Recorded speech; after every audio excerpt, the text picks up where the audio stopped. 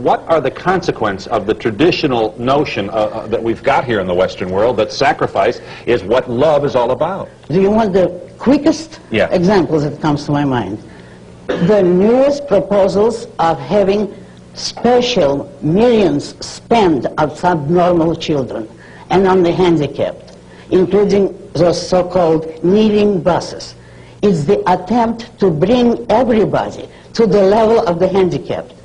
And if it's merely an issue of physical handicap like a broken leg, which doesn't affect the mind, that would be a little more excusable. So I don't believe that such privileges should be granted to any group. But it includes the mentally retarded, which is the subnormal, the children who are unable to learn, so that at the end of spending thousands or millions of taxpayers' money, you're left with a half-idiot who may learn to read and write, may. On the other hand, there are no special schools, or very, very few, for gifted children.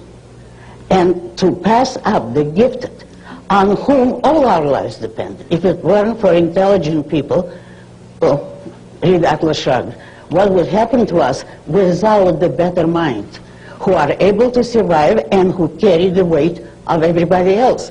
Yet we don't spend any money on them. We do everything. Well,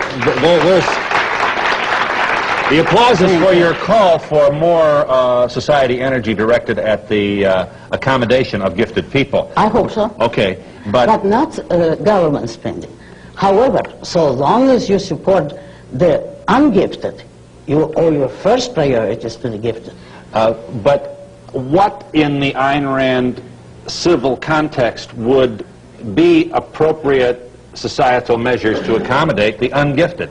Their own parents, and a chance to give their parents to earn money. If, however, their parents are poor and cannot assume it, it's a big, heavy burden, then you can appeal to private charity, as it was always done before welfare statism in this country. You want private charity as well for the gifted?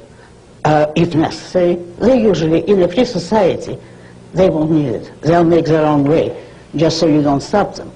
But private charity cannot be done by means of tax collection, which means by force.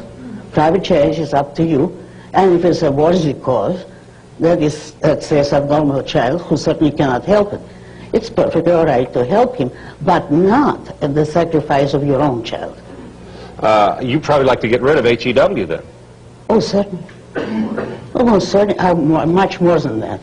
I'd like to get rid of. A lot of the government, huh? Everything except the basic duties of the government, which is police, law courts, armed forces.